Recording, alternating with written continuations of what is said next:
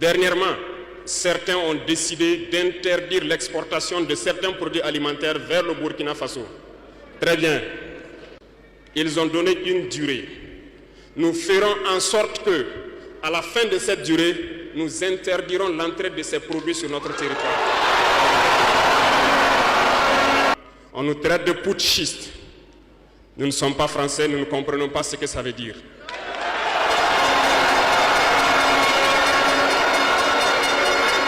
Et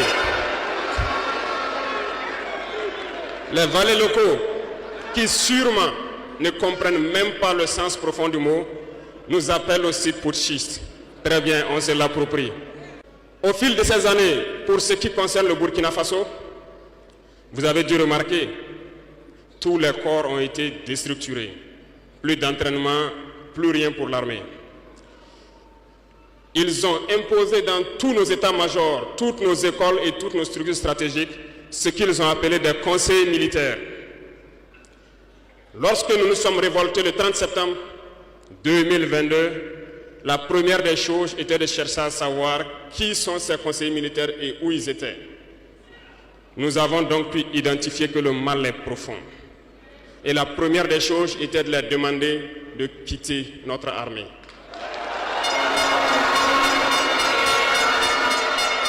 Ils sont partis. Et ce que je vous disais il n'y a pas longtemps, vous ne pouvez pas espérer retrouver votre objet perdu en faisant appel à celui qui vous l'a volé de venir vous aider à le chercher. Lorsque nous avons déjà demandé aux conseillers de partir, nous avons senti des manifestations. On nous a fait comprendre qu'on ne pourra pas s'en sortir sans eux. Et à chaque fois qu'ils nous le disaient, ça s'est traduit par des attaques d'envergure sur le terrain. Nous avons bien reçu le message. Lorsqu'à l'orée de l'année 2023, nous avons décidé de dire donc aux forces étrangères présentes ici de partir parce que nous voulons lutter en burkinabé.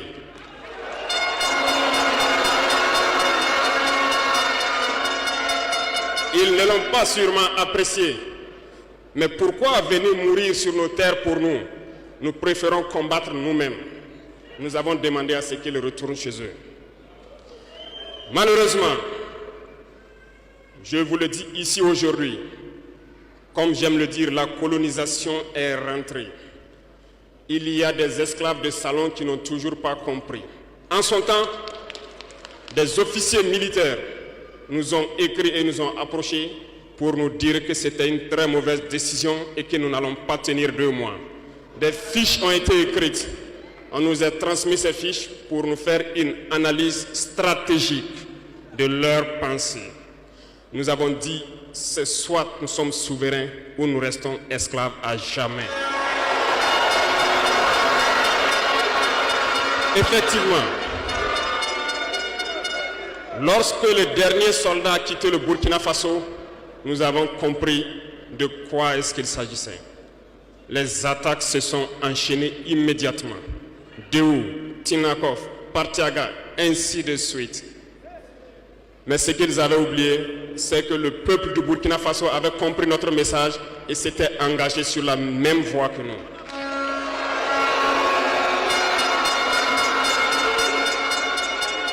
Nous nous sommes réorganisés rapidement et subitement, nous avons constaté que toutes les cellules dormantes terroristes se sont réveillées au Burkina Faso. On a réorganisé l'armée au plus vite, à une vitesse inégalée. Nous avons créé plusieurs unités et même si plusieurs autres sont à venir, nous les avons équipées. Et aujourd'hui, cet équipement se poursuit parce que dans les jours à venir, les mois à venir, ce que vous allez voir venir au Burkina Faso doit faire de notre armée une puissance à craindre.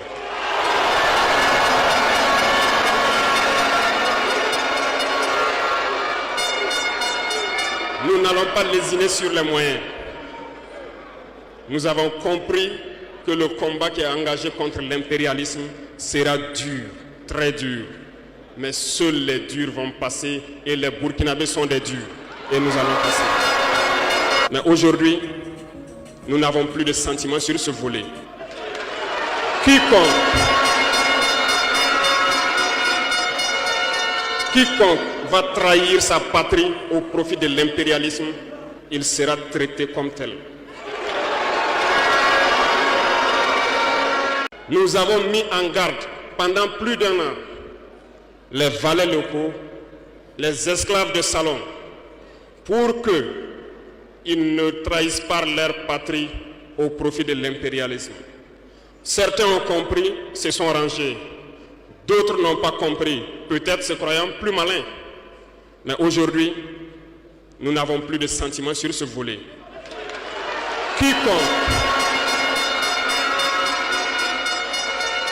Quiconque va trahir sa patrie au profit de l'impérialisme, il sera traité comme tel.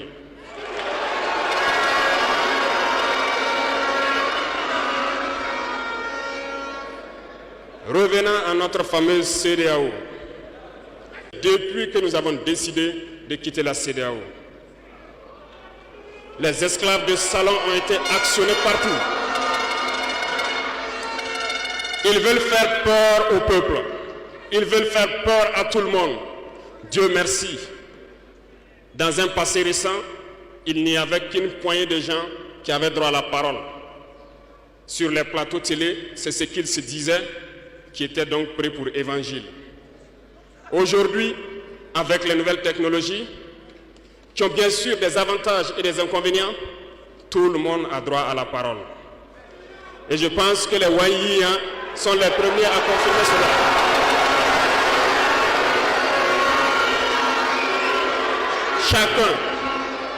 Chacun peut faire son analyse sur une situation. On peut certes se tromper, mais lorsqu'on vient vers nous pour comprendre, nous sommes bien ouverts pour vous expliquer les démarches.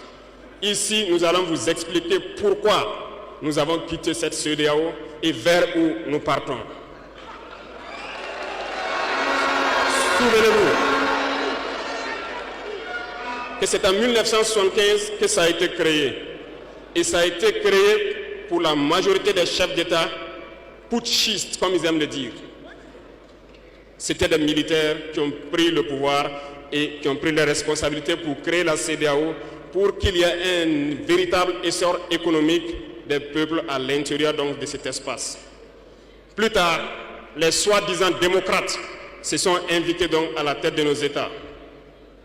Ils ont vidé complètement la communauté de son fondement. Lorsque le 26 juillet, le Niger a décidé de prendre son destin en main, nous étions surpris de voir la CEDEAO apparaître de je ne sais où avec une force en attente. Où était cette force?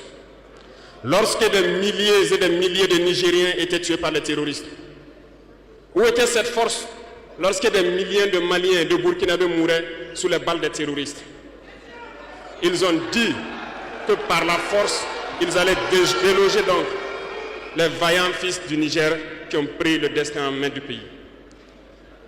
Croyez-vous que ce sont des femmelettes qui sont au Niger? Il y a des combattants là-bas.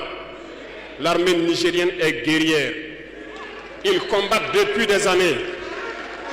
Ce n'est pas une armée de défilé ou une armée de maintien de paix.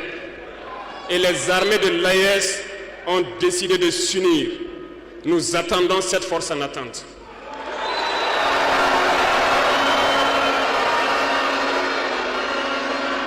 Il faut que ces soi-disant démocrates le comprennent.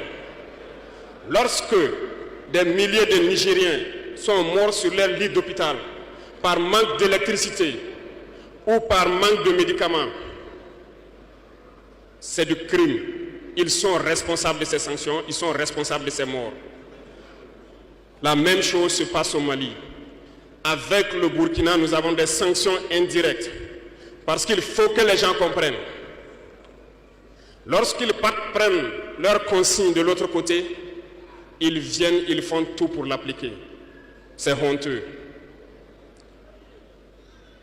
Certains ont décidé de ne pas fournir l'électricité à nos pays. Ce n'est pas gratuit, nous payons. Et ça contribue à leur économie. Ils ont essayé de faire souffrir le Mali. et bien sûr en faisant fi de tous les textes et de ne plus donner l'électricité au Mali, espérant que la population se révolte. Ça ne marche pas. Lorsque ça durait, certains étaient obligés de faire payer leur propre peuple en augmentant le coût de l'électricité. Ça va encore augmenter. Cela nous donne plusieurs leçons. Plusieurs leçons en ce sens que l'indépendance que nous prenons, la souveraineté que nous prenons, nous devons tout faire pour qu'elle soit. Ils nous ont donné de très belles leçons et nous avons très bien compris.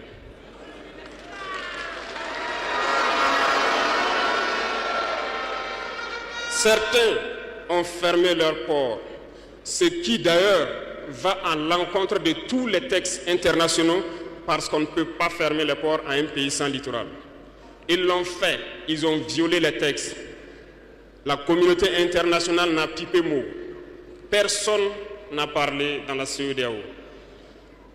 Mais dans les ports, nous ne faisons pas transiter nos marchandises gratuitement. Nous payons.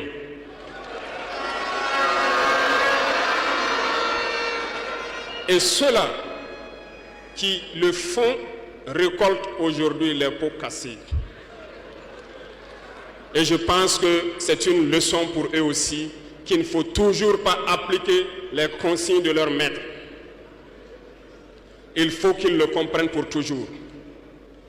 La CEDEAO n'a jamais fait un communiqué pour féliciter une victoire de nos armées.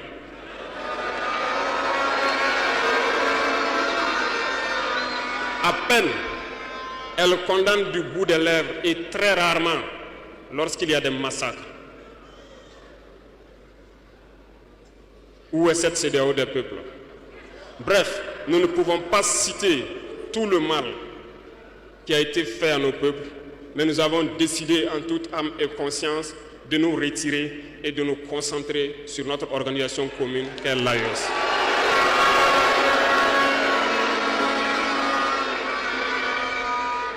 Retenez que il n'y a pas de peur, parce que en prospectant et en nous mettant au travail, nous avons remarqué une chose. Dernièrement, certains ont décidé d'interdire l'exportation de certains produits alimentaires vers le Burkina Faso. Très bien. Ils ont donné une durée. Nous ferons en sorte que, à la fin de cette durée, nous interdirons l'entrée de ces produits sur notre territoire. Thomas Sankara disait que l'esclave qui n'est pas capable d'assumer sa révolte ne mérite pas que l'on s'apitoie sur son sort.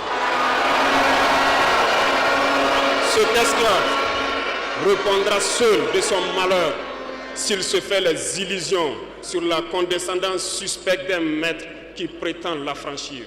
Seule la lutte libère.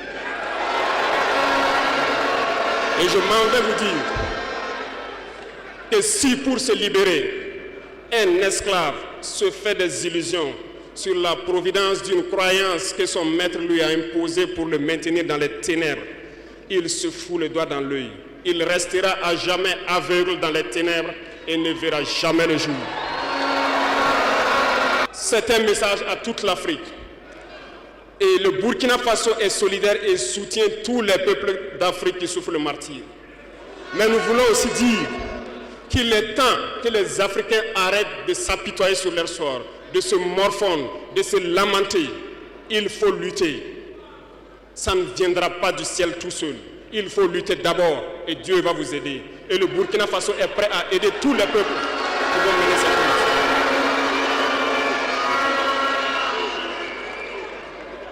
lutte. Dites-leur à tous ces peuples qui se battent, il est temps qu'ils disent la vérité à leurs dirigeants. Au Burkina Faso, lorsqu'il s'est agi pour nous de contribuer donc pour que le RDS soit équipé, les députés n'ont plus de salaire aujourd'hui. Ils n'ont que des indemnités de session. Les salaires des ministres ont été diminués au maximum et le peuple contribue. Vous ne pouvez pas lutter et vouloir que les dirigeants soient dans un luxe insultant. Les peuples doivent se réveiller et exiger cela de leurs dirigeants.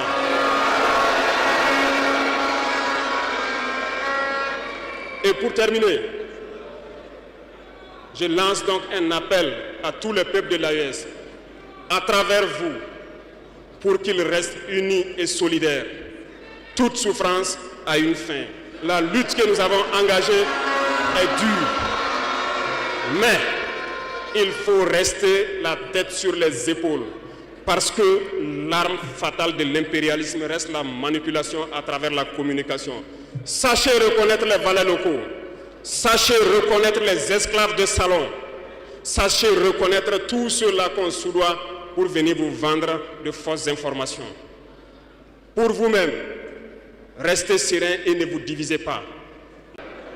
Parce que l'impérialisme a 1000 manèges dans son sac. Vous devez être vigilant et très vigilant. Merci à vous les VDP donc des différentes villes qui veillent jour et nuit pour que notre patrie reste debout.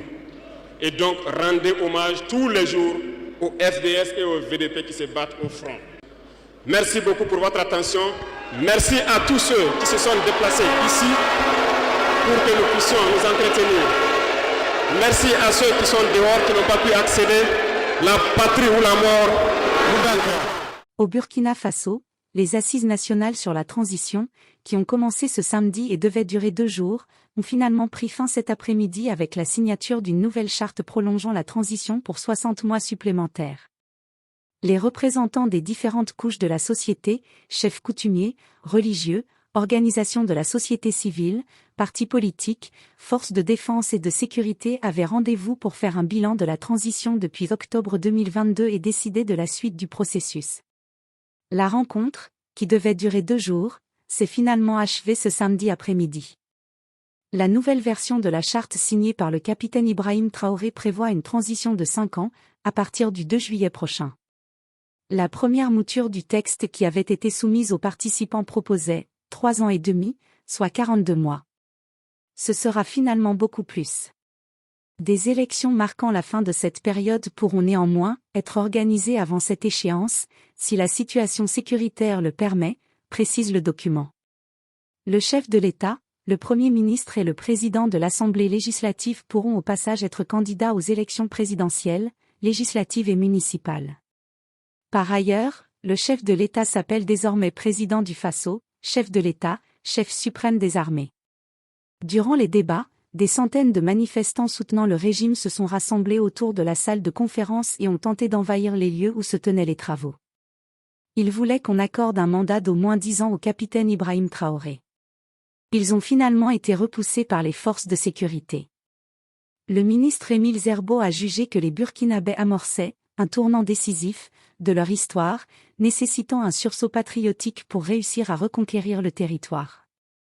Nous amorçons un tournant décisif qui nécessite un sursaut patriotique pour réussir l'œuvre commune que vous avez confiée à la transition. Les grandes épreuves forgent les grands hommes. Nous devons tous travailler à être des hommes qui marqueront l'histoire de notre pays, a-t-il dit. Un nouvel organe, le CORAG, sera mis en place. Sa mission sera de définir, suivre et contrôler la mise en œuvre de la vision stratégique du pays. Que pensez-vous de cette décision prise par les Burkinabés ? Il est certain que la même décision sera prise au Niger comme c'était le cas au Mali. Les 3 chefs d'État de l'AES doivent absolument être maintenant le plus longtemps possible au pouvoir pour leur permettra de poser les bases solides de la Fédération des États du Sahel. Ce qui importe, c'est l'amélioration des conditions de vie des populations. N'est-ce pas ? Vos avis en commentaire. À bientôt.